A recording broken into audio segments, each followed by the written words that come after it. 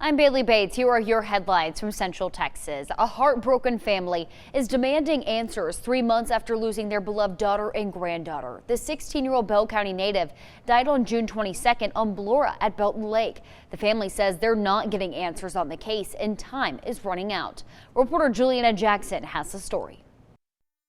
She was a beautiful, sweet, loving girl. These photos tell the story of Kamaya Wright. She was 16 years old when she died on June 22nd at Blora.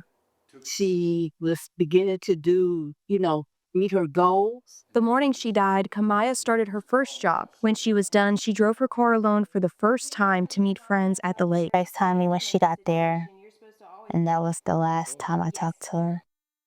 The family says Fort Hood investigators ruled Kamaya's death an accidental drowning.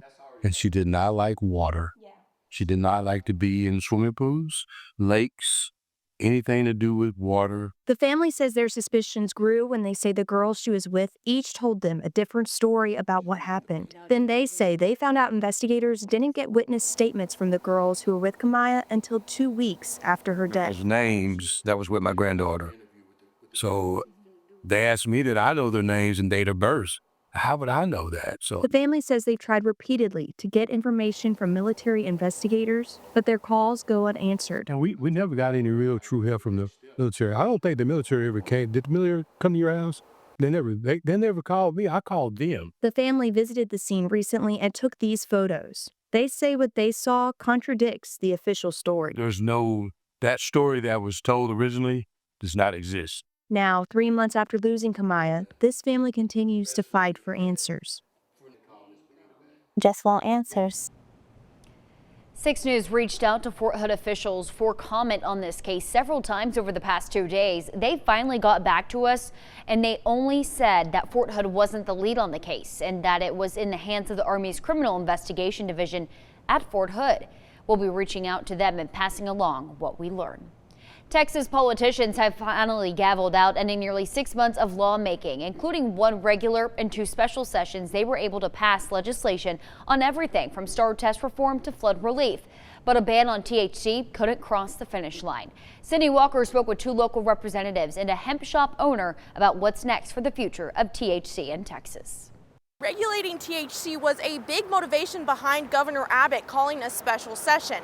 Now 2 sessions later and still no bill. Feeling great, definitely. For the first time in months. One day, we're in the clear. The next day, they're gonna, take everything we worked for away. Texas hemp shop owners like Callan Salganic can take a deep breath. I think that it's a breath of fresh air for not just Texans, but it should be for Americans as well, that our voices were heard. After a veto on a hemp THC ban and no success on banning or regulating in special sessions, the looming ban is over for now. It's always possible that we could get called back. Representative Brad Buckley said that there were a few last-minute Hail Marys to pass a regulatory THC bill. And there was some talk about, the possibility of a THC bill coming forward, and there was the committee was kind of put on alert. But it wasn't the right time. Buckley cited conflict between Lieutenant Governor Dan Patrick, who wants a full ban, and Governor Abbott. I believe the governor's proclamation was pretty clear about what he expected as well.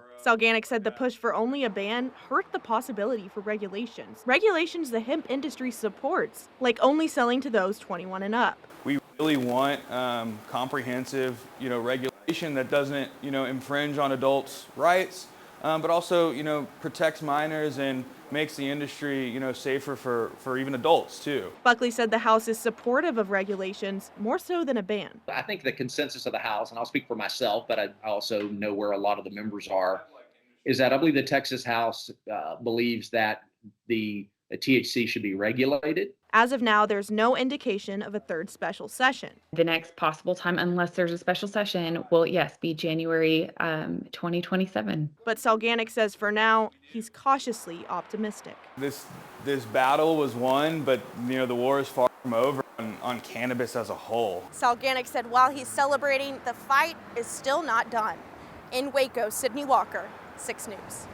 And those are your headlines from Central Texas.